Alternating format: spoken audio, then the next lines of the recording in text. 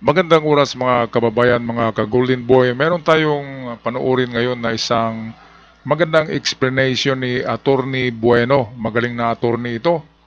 Kudos kay Attorney Bueno at pahiram share ng iyong video para atin ipaabot sa sambayan ng Pilipino ang importansya ng impeachment at ang mga technicality nito.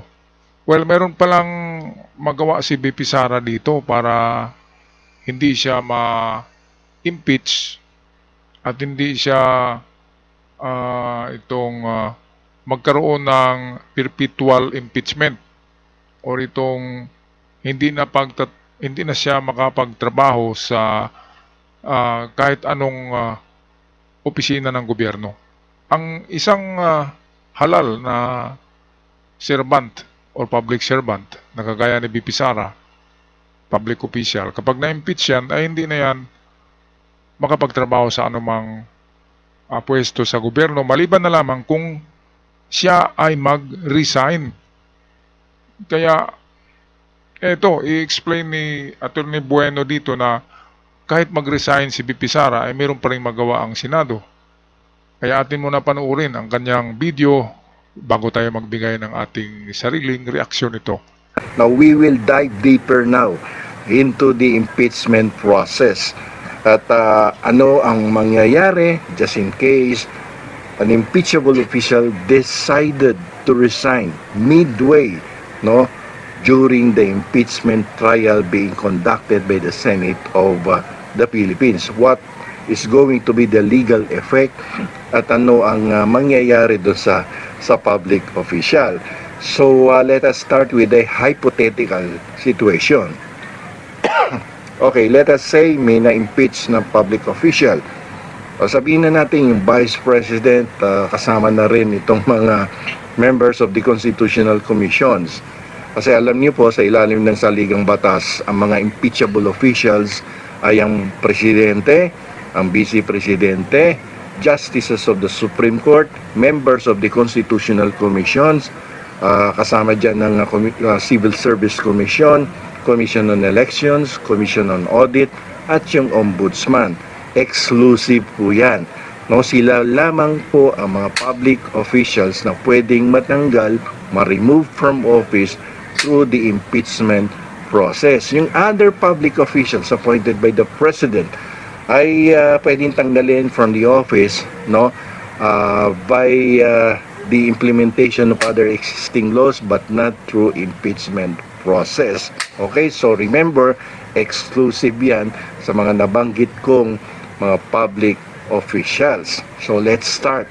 What happens now if midway during the trial, the Vice President or any of the members of these constitutional commissions or justices of the Supreme Court decided to resign from public office? Ayan, so ito mga kababayan, merong magawa si BP Sara. Halimbawa, talagang siguradong impeach siya, di ba? Pwede palang mag-resign siya kahit na nasa kalagitnaan ng impeachment. Ayan, at kung makapag-resign na siya, ay kahit matalo siya sa impeachment, ay pwede pala siyang makatakbo pa rin ng anumang pwesto or posisyon sa gobyerno. Pero meron ding counter ang Senado diyan na kailangan pala kahit mag-resign na itong si BP Sara ay pagpatuloy pa rin nila ang impeachment process hanggang sa matapos. Kailangan pala tapusin ito, hindi pala ito hayaan na halimbawa na nag-resign si Sara tapos tumigil na sila kasi nag-resign. Hindi pala yung pwede. Kasi pwedeng tatakbo by next year si Sara kung ganun. Kaya ang kailangan pala ay tapusin ang impeachment trial or impeachment process. Tatapusin talaga kahit na si BP Sara ay nag-resign na. Para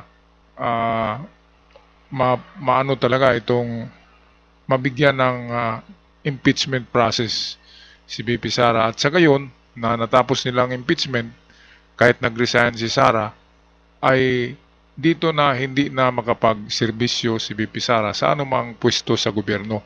Pero kung hindi tatapusin ang impeachment trial at impeachment process kasi nag-resign na si Sara, yan yung hindi maganda dahil pwede pa rin magkandidato pala si BP Sara by next year kung hindi nga tinapos ang impeachment.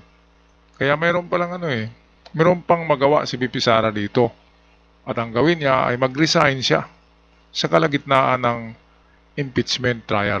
Alright, so balik tayo kay Attorney Bueno. What will happen now? What is going to be the legal effect of the resignation of the impeached public official?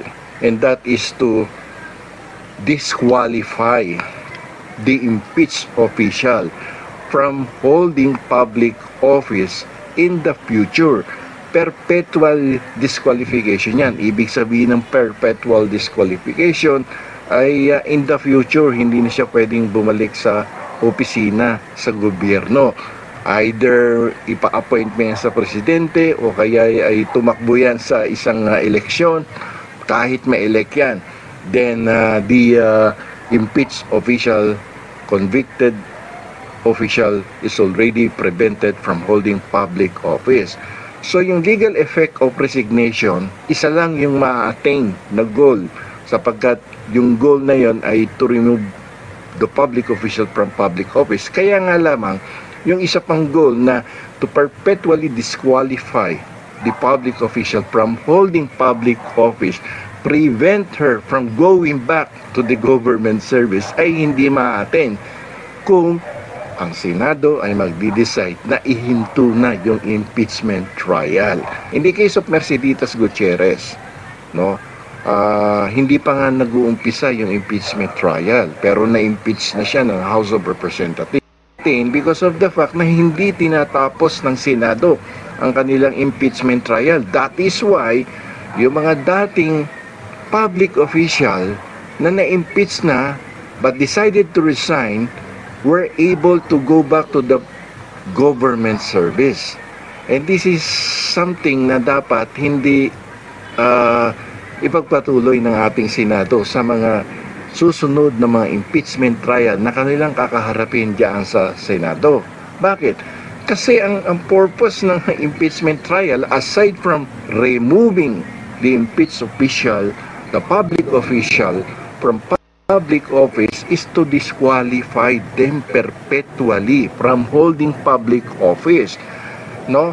Because we need to prevent these abusive, corrupt officials from going back to public service. Kasi abusado sila corrupt sila Why will you allow them to go back? So the Senate is actually or the Senate must continue or proceed with the trial of the impeachment of this public official, no, and impose the necessary penalty of perpetual disqualification para ma-attain talaga yung purpose ng impeachment process. Kasi kung hindi mo tatapusin ng trial, babalik at babalik yan sa public office. Isa lang ang natatandaan ko hindi bumalik si former chairman ng COMELEC na si Andres Bautista, at alam ko nasa Amerika na.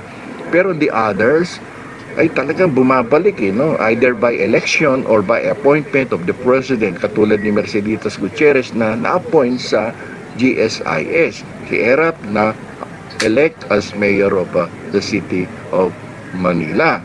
So in the future, sana ang ating Senado, kung sakasakaling sila ay magkoconduct ng another impeachment trial, in the event that the public official decided to resign, they need to proceed. They need to continue with the impeachment trial.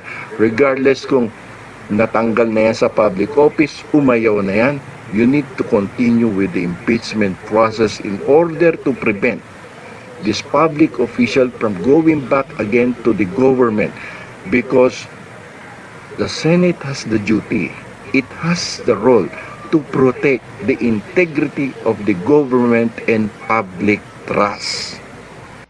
Alright, so ayan mga kababayan, liwanag pa sa sikat ng araw, di ba? Ang pahayag ni Attorney Bueno na kailangan tapusin ng Senado ang impeachment trial ni BP Sara para magkaroon ito ng itong kanyang target sa impeachment na ma-impeach at hindi na makapagtrabaho pa muli at hindi na makabalik as a government official si BP Sara. Kaya ang duty pala ng Senado dito, sabi ni Attorney Bueno, ay pag-protect sa integridad ng Senado at ang pagprotekta ng public trust. Ito pala ang numero unong layunin ng impeachment ng Senado, ang protektahan ang ating gobyerno at ang public trust. At ang gagawin dito para ma-attain ito na maprotektahan ng ating gobyerno at magkaroon ng public trust ay ipagpatuloy talaga, tatapusin ang impeachment process kahit na nakapag-resign na si BP Sara para hindi na makabalik pa muli ang taong ito. Alright, maraming salamat kay Attorney Bueno. Kudos sa iyo, Attorney, at maraming salamat. At yan lang ang ating may bahagi sa inyo tungkol sa katanungan na ano ang mangyayari kay BP Sara sa impeachment trial. So ayan, merong dalawang pagpipilian si BP Sara. Pwedeng hindi siya mag-resign, at kung gawin niya yan, kapag na-impeach siya, lagot siya. Pero kung mag-resign siya sa kalagitnaan ng impeachment, ay pwedeng hindi tapusin ng Senado ang impeachment at muling makabalik pa rin at makapagserbisyo pa si BP Sara sa susunod na taon kung siya ay kakandidato at mananalo na naman ng isang posisyon.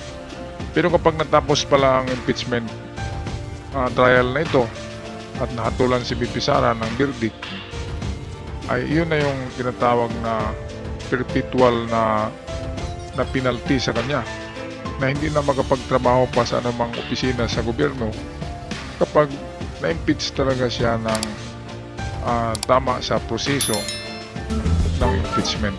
Alright, so ako magpaalam ng mga kababayan. Maraming salamat. God bless us all. At sa mga bago pa lamang, huwag kalimutan mag-subscribe sa ating channel. Maraming salamat.